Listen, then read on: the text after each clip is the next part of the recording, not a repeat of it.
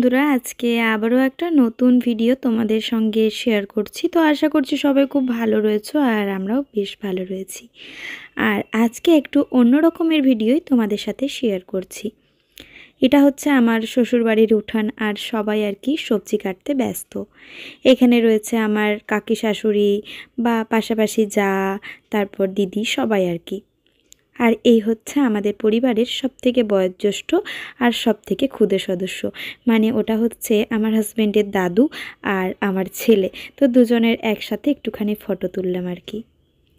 আমার ছেলে একটু আদরেরই বলতে গেলে সবার, কারণ আমাদের ফ্যামিলিতে ছেলে খুব কম, যার জন্য আর কি আমার ছেলেকে সবাই ভীষণ ভালোবাসে। তো এখানে সবজি টবজি সব কাটা দেখে ভাবছো যে কি হচ্ছে, আমাদের বাড়িতে কোনো অনুষ্ঠান নাকি?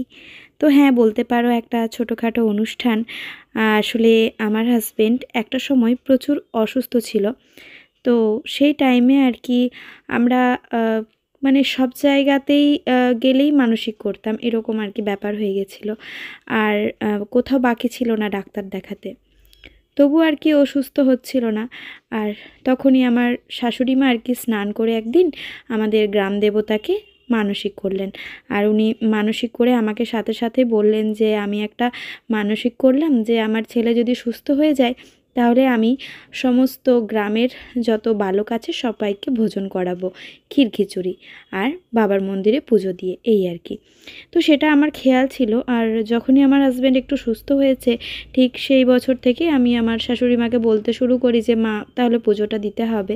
কিন্তু একটা ব্যাপার থাকে না যে ভগবানের যখন ইচ্ছে না থাকে তখন আর কি কোনো কিছুই হবে না। তো সেরকমই ব্যাপার বলতে পারো, কারণ ভগবানের হয়তো এতদিন পর্যন্ত পুজো নেওয়ার ইচ্ছে ছিল না। তো যাই হোক, এখন উনি চেয়েছেন আর তার জন্যই সমস্ত বন্দোবস্ত। এই কাঠগুলো নিয়ে যাওয়া হচ্ছে মন্দিরে, কারণ বাবার মন্দিরে ভোগ হলে কাঠের জ্বালেই হয়, কোনো রকম অন্য কোনো জ্বালানি চলে না। তো তার জন্য এই কাঠের ব্যবস্থা করা হয়েছে। আর এই হচ্ছে মন্দির, আমাদের গ্রামে জঙ্গলের মাঝে আর কি বাবার মন্দির, খুব জাগ্রত।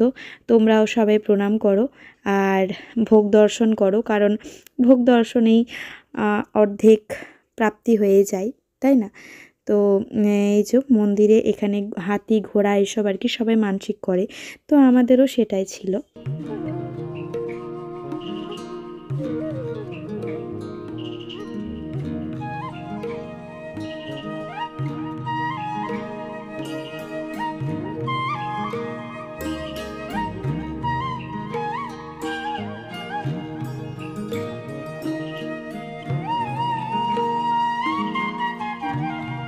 এখানে ভোগ বসেও গেছে। আর মন্দিরের একটা মাহিত্য হচ্ছে যে কাঠের জালে রান্না হবে তাতে বৃষ্টি হোক যাই হয়ে যাক কেন উনুন কিন্তু সুন্দর সার্ভিস দিয়ে যায়, এটাই আর কি। তো এখনকার দিনে তো আমরা কাঠের জালে রান্না প্রায় ভুলতেই বসেছি বলতে গেলে। আর একটা ব্যাপার হচ্ছে এখানে কোনো সবজিপাতি রান্নাবান্না চলে না। তো এখানে আর কি খিচুড়ি আর পায়েস। তো খিচুড়ির মধ্যেই তাই সমস্ত সবজির ব্যবস্থা করা হয়েছে, সমস্ত সবজি দিয়ে হবে খিচুড়ি আর তার সঙ্গে পায়েস ভোগ। এই যে সবজিগুলো বাড়ির থেকে সমস্ত কিছু ভ্যানে ভ্যানে করে বয়ে নিয়ে আসা হলো। আসলে গ্রামের রাস্তাঘাট তো, তার জন্য বাইক আসে না এদিকে, তো তাই আর কি ভ্যান সাইকেল এই সমস্ত কিছুতে করে আনা হলো সমস্ত কিছু। আর গ্রামের পরিবেশ দেখতে তো আমাদের সবারই ভীষণ ভালো লাগে বলো।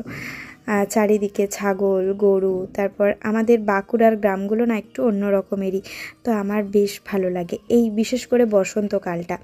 তাও এখনও না পলাশ ফুল দেখা যায়নি, যখন পলাশ ফুল হবে চারিদিকটা লালে লাল হয়ে থাকে, খুব ভালো লাগে। আমি এখনও পর্যন্ত মন্দিরে পৌঁছাইনি, মন্দিরে ওইদিকে ভোগের আয়োজন শুরু হয়েছে রান্নাবান্না। আর বাড়ির থেকেও আর কি কিছু শীতল প্রসাদ এগুলো তো নিয়ে যেতে হয়, প্লাস বাড়িতেও আমার বেশ কিছু মানুষ নিমন্ত্রিত আছেন যারা আর কি বাড়িতেই খাবেন। তো এই যে আমি একটু বোঁদে আনিয়েছিলাম, বাড়িতে যারা খাবে তাদের জন্য একটু সবজির ব্যবস্থা করেছি, একটু চাটনি আর একটু বোঁদে আর কি।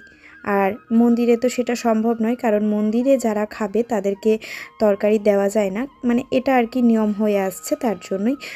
তো তাই আর মানে আমি নতুন করে কিছু আর কি সৃষ্টি করতে চাইলাম না, যেটা পূর্বপুরুষেরা সবাই করে আসছে সেটাই আমিও করতে চাই। এর অন্যথা যেন না হয়, যেন সব কিছু সুন্দর নিয়ম মাফিক হয়।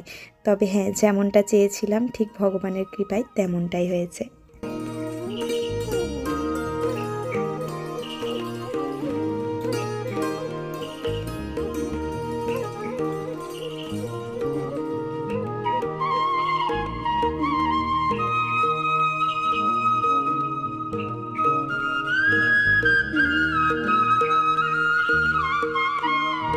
বাড়ির সমস্ত কচিকাচারা চলে আসলো। আর এই যে বড়দি হচ্ছে আমার ডান হাত বলতে গেলে, মানে বড়দি ছাড়া আমি কিছু করতে পারবো না।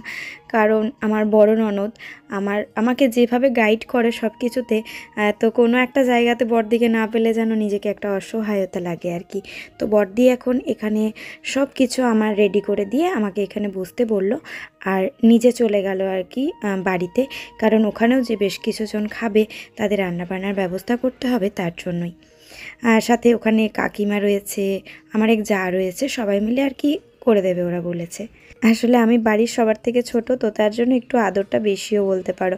তাই বড়দি আমাকে সব কিছু বুঝিয়ে দিয়ে বলল যে আমি আসছি একটু পরে, তুই এখানে বস, আর এখানে তুই সব কিছু দেখ, কোথায় কি দরকার হচ্ছে সেই অনুযায়ী ফোন করবি। আমার বাড়ির থেকে খুব একটা বেশি দূরে রাস্তা না, ওই জাস্ট হাঁটা পথ হবে 5 মিনিট, তবে মাঠে ঘাটে দিয়ে রাস্তা। আর আমার বেশ ভালো লাগে ঠাকুরের কাজ করতে, জানো তো। তবে আমি তো অতটা এখনও পাকাপোক্ত হইনি, তাই আর কি সবাইকে জিজ্ঞাসা করে করেই করি। বড়দির মেজো যা, এই যে মেজদি, তো মেজদির বাড়ির থেকে এই ঢাকা দেওয়া প্রদীপটা এনে দিল। কারণ আমাদের প্রদীপটা না জ্বলছিল না, তো এতটা বাতাস দিচ্ছে তাই প্রদীপটা নিভে যাচ্ছিল, তার জন্য মেজদি এনে দিল। আর এই প্রদীপটা এখন আমি জ্বেলে দিলাম। আর এইদিকে হচ্ছে 2 কড়াই খিচুড়ি, 3 কড়াই আর কি, মানে 2 কড়াই থেকে কেটে ওখানে নেওয়া হয়েছে। তো এটাই মাপ, যেই খিচুড়ি করুক না কেন এই 3টে কড়াই রান্না হয়, আর এর মধ্যেই যত লোকই খাক না কেন ঠিক গুলিয়ে যায়। তো এটাই আর কি ভগবানের মাহিত্য, এর থেকে বেশি করা চলবে না, তবে এর মধ্যে থেকেই গুলিয়ে যায় সব কিছু। দাদা পুজো করছে, দাদা হচ্ছে আমার বড় ননদের মেজো ভাসুর, তো সেই দাদাই আর কি রান্নাবান্না পুজোটা করেন। আর এই যে বড়দা, মানে আমার বড় ননদের বড় ভাসুর, তো ওদেরই আর কি এই পুজোর দায়িত্বটা ওদের ফ্যামিলির ওপরেই থাকে। আর এই যে গ্রামের সবাই একে একে এসে উপস্থিত হচ্ছে, এরা আমার পাড়ার সবাই আর কি। বাকি মানে গ্রামের সবাইকে খবর দিয়ে দেওয়া হয় যে আজকের ডেটে এই মন্দিরে পুজো হবে। তারপর যার যার ইচ্ছে হয় সে নিজেদের শীতল নিয়ে এসে এখানে পুজো দিয়ে থাকে। আসলে খুব জাগ্রত তো বাবা, তার জন্যই কানে শুনলেই সবাই আর কি প্রসাদ নিয়ে যায় পুজো দিতে। আর এই টোকাটা নিয়ে আসা হলো, যে প্রদীপটা জ্বলছিল না, তাই বড়দি আর কি দিয়ে পাঠিয়েছে যে এই প্রদীপটা একটুখানি জ্বেলে দিবি, কারণ বাড়ির থেকে নিয়ে আসলাম তো। বেশ কিছু কাঠ, পাতা, কি বলে আমাদের ওই তাল পাতা আর কি, শুকিয়ে যেটা হয়, ওটা ভীষণ ভালো জ্বালানি, তো ওইটাও আনা হলো। আসলে কি বলে তো, ভগবানকে মনের থেকে ডাকলে না যে কোনোভাবে উনি সাড়া দেবেনই, তাতে যেমনভাবেই হোক। আর যদি মনের থেকে কোনো কিছু চাওয়া হয় তো সেটা তো ঠিক পূরণ হবে। আমি যেমনভাবে সব কিছু চেয়েছিলাম ঠিক আমার মনের মতো সব কিছু হয়েছে। আর ভগবানকে ভোগ বিতরণ হয়ে গেছে, কারণ খিচুড়ি পুরোটা আর কি তৈরি হয়নি, তাই 1 হাঁড়ি ভগবানকে নিবেদন করে এই খিচুড়ির সাথে পুরোটাকে মিশিয়ে দেওয়া হবে, তাহলে পুরোটা আর কি প্রসাদের হয়ে গেল। আর তার আগেই পুজো, তারপর সবাইকে সংকল্প যেগুলো হয় আর কি, সেগুলো সমস্ত হয়ে গেছে। তো বেশ ভালো লাগছিল, মনে একটা আলাদাই পবিত্রতা, মানে সকাল থেকে যে কি একটা এনার্জি ভগবান দিয়েছে কি বলবো তোমাদের, ভীষণ ভালো লাগছিল। আমার এই ইচ্ছাটা অনেক দিনের, আজকে বলে না। আর আমি প্রায় প্রতিবারই ভাবি যে আমার ছেলের জন্মদিন হলে না আমি বেশ কিছু বালককে খাওয়াবো, বাচ্চা ছেলেকে খাওয়াবো।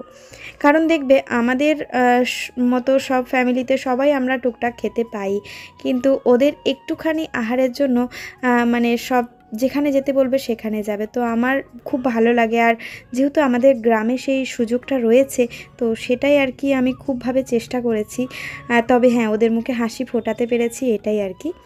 এই যে কাকিমা আর আমার এক জা, এটা তো এরা দুজন মিলে, দিদিরা চলে গেল, কাকিমা দিদি বাড়িতে গিয়ে রান্নাবান্নার ব্যবস্থা সব কিছু করেছে।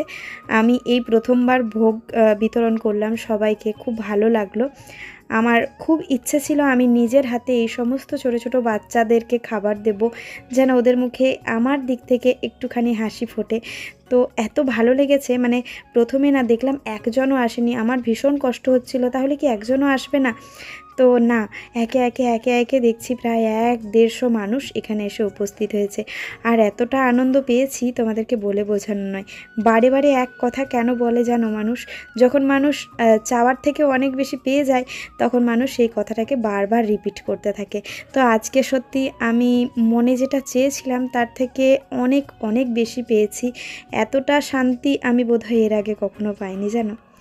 এর আগেও পুজো করিয়েছি, এর আগেও সব কিছুই হয়েছে, কিন্তু এতটা যে মনের একটা শান্তি, তৃপ্ততা, এটা কিন্তু এর আগে কখনো আসেনি। জীবনে তুমি তখনই সফল যখন তুমি অন্যের হাসি দেখে হাসতে পারবে। জীবনে তুমি তখনই জানবে কিছু করতে পেরেছো যখন তুমি অন্যের জন্য কিছু করতে পারবে। তো এই করাটা কিছুই না, জাস্ট সামান্য একটু খাবার, হয়তো একবেলা ওদের পেট ভরে থাকবে, দুবেলাও থাকবে না, কিন্তু ওই যে মুখে হাসি না, ছোট ছোট বাচ্চাগুলো, খুব ভালো লেগেছিল জানো। তারপরে বাড়ি চলে এসেছি ওখান থেকে আর কি। আর এসে আমার বাড়িতে যে নিমন্ত্রিত বেশ কিছু অতিথি, পাড়া প্রতিবেশী সবাই ছিল, তাদেরকেও আর কি এইভাবে নিজের হাতে করে ভোগ খাইয়েছি। খুব খুব ভালো লেগেছে। আর তোমাদের সাথে শেয়ার করলাম যতটুকুনি পারলাম। নিজে ভীষণ ব্যস্ততার মধ্যে ছিলাম, হয়তো আমি ভাবিনি আমি তোমাদের সাথে এই সব কিছু শেয়ার করতে পারবো। আর সব কিছুর ক্রেডিট অবশ্যই আমার হাজব্যান্ডের।